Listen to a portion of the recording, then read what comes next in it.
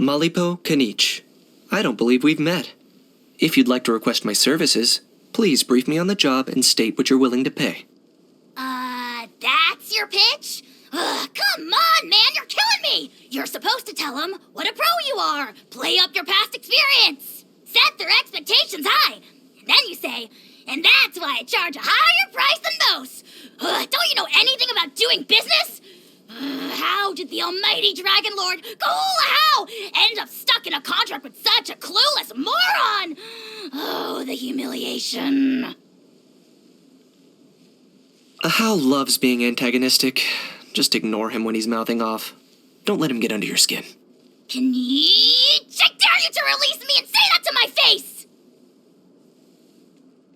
I'm not the friend to come to for words of comfort or encouragement. But when it comes to weighing the costs of your actions, ask away. Here's how I allocate my energy on a job. 70% goes to investigating, 10% to making a final decision, and the remainder for execution. The hems of my pants are still dripping. Psh, you call that a lightning strike? It looked more like a puny bug with a glowing butt fell out of the sky. There's still more light in that insect's butt than in your entire soul. You take that back!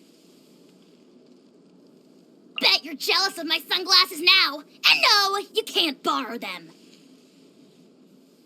Once the clouds descend upon the soil and darkness swallows the land, we shall summon the howling winds and set the whole world ablaze! Uh-huh. You keep telling yourself that. Bad weather can make extreme sports more challenging. Well, go on then. Go do a bungee jump. Break a leg. Or better yet, break your neck. Don't forget to stay hydrated. Morning. I'm about to head out, and I won't be back until tomorrow morning. Don't wait up for me. Since you're here, shall we grab a bite before you go? Here, wipe your hands with this. The day is almost gone. What is done cannot be changed, whether I am satisfied with it or not. Instead, I should look ahead and pick up my pace. Is the smoke from the bonfire getting in your throat? One moment. All right. You should be able to sleep now. Kinich, have you ever wondered why you're not surrounded by adoring followers? Be honest, it keeps you up at night, doesn't it? Tossing and turning in the moonlight, wondering why you don't have any friends. But take heart, for the wisdom of the almighty Dragon Lord, Kahula, is right here within your grasp. Prostrate yourself before us, beg for our words of guidance, and we may yet deign to show you the way. Oh, 'cause you're so popular yourself? The only following you have is a long list of people who want to slap you in the face. Being a Saurian hunter is an unusual occupation, and not everyone approves of it. But sometimes, a conflict emerges when there's no pleasing both sides, and someone has to step up and get their hands dirty. I have no problem being that person, as long as the price is right. If you ever need my help with some of your commissions from the Adventurers Guild, just let me know.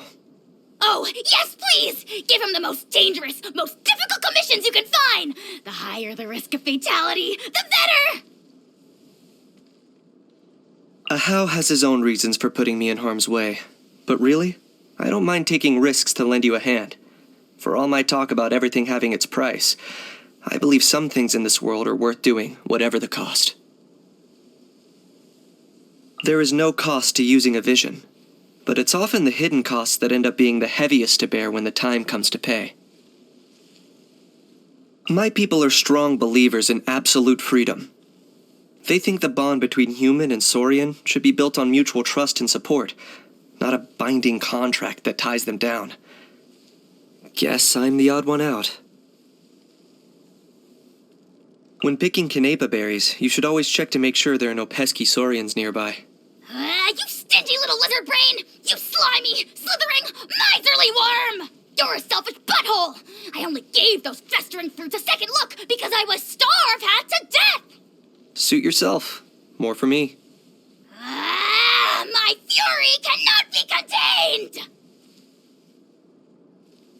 For most of my life, I've been getting others to pay a price. Then, the Pyro Archon used the Ode of Resurrection to bring me back from the Night Kingdom. And suddenly, I was the one paying the price. Only then did I finally understand it from both sides. To the stronger party, the price is a bargaining chip. And to the weaker party, it's a sign of what's at stake. What matters is whether you have the courage to make the gamble. I've taken jobs from her before. She offered to pay me to act as a battle advisor, and the morrow was good, so I accepted. After working with her a few times, though, I noticed she's not exactly a pushover. When I pressed her about it, she eventually admitted that battle advisor was just code for mentoring Kachina in wilderness survival. So a battle against nature, then. I'd probably just call that life. Anyway, that business is concluded, and I now have 2 new acquaintances. I saw a job posting about her once. Some lowlifes from her tribe got jealous that she'd received an ancient name, and basically tried to order a hit on her Saurian companion. They paid the price. I made sure of that. I've seen how she handles her work. Our methods of conflict resolution are quite different. I tend to get one party to shut up, but she silences both. By the time they wake up in their sickbeds, they have nothing further to say, because they've forgotten whatever it was they were fighting about. I saw a strange job posting once while passing by the Children of Echoes' territory. The requester was looking for a hardy plant that wouldn't take much maintenance. So, I brought over some Saurian claw succulent seeds, along with a pot and some fertilizer. It grows well all over NATLAN, even in the most barren areas. But when I went to collect my payment, I saw that not a single seedling had sprouted from the pot. I paid the price for overestimating Chilonen's gardening skills. This was one of the few failed jobs on my record. I've taken jobs from her before. More of a long-term collaboration, really. She makes fitness meals for her personal training students, with everything measured out to the exact calorie. To keep this up, she needs a steady supply of fruits that meet her strict quality standards and size requirements. A single bruise or bug bite and she'll reject the entire batch. Most people find this impossible to work with, but I've got a good eye for these things. Plus a reliable means of disposal for fruits that don't make the grade. Wait, what? Oh, that's what you make my juice from? As you can probably guess, I've taken jobs from her before. I helped her purchase a heavy stack of paper-based reading material from an Inazuman merchant. Not to pry into my client's private affairs, but don't the Masters of the Nightwind use woven fabric instead of paper? I've enlisted his services before. It was when a Hao said he was ill. Whatever it was, he was ranting and crying incessantly. So, I figured it only made sense to take him to the best Soro vet I could find. And he really is a pro. Hao wasn't inside for long, but when Aoife brought him out, he was cured. What do you know about medicine? He's not even a real doctor! He's a quack! A charlatan! You weren't even there! You don't know what he said! I've run into her on several occasions. Always during commissions where I'd been hired to wipe out a horde of dangerous monsters. She was only passing by, but she took it upon herself to come and help me out. To put it politely, her fighting style is fairly straightforward, relying mostly on speed and brute force to knock her enemies over.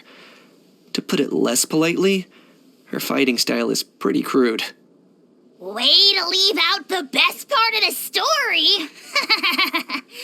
To thank her for her help, Kinich kindly offered to treat her to some local delicacies from the scions of the canopy.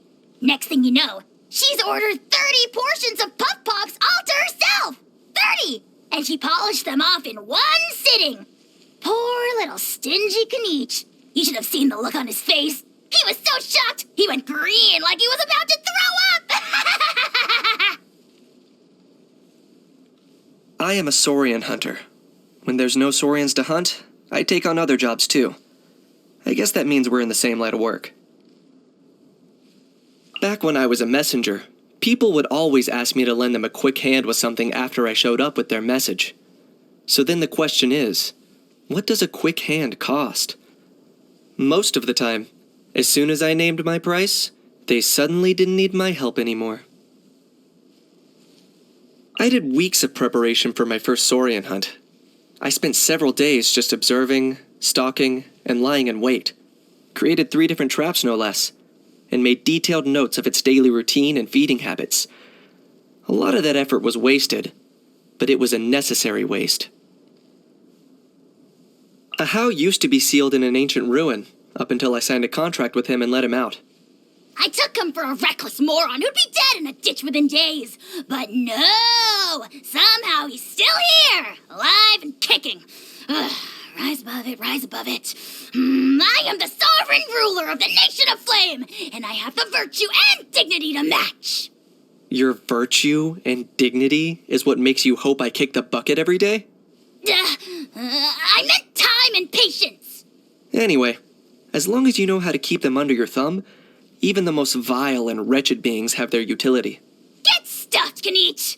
Oh, just you wait! I'll find someone to beat you to death before the day is through! I've always dealt with things in terms of costs, so it came as no surprise to me when the Wyab granted me the ancient name of Malipo, or Turnfire. Value comes from surviving, so I don't look forward to the day my life will come to an end. But I'm also a bearer of the Turnfire legacy, and I'm prepared to face the flames when that day comes.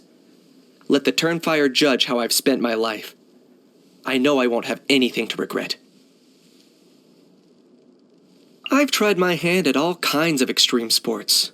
When I get bored of one thing, I move on to the next. It's a good way to hone your skills while learning to control your fear. First, you face your fear.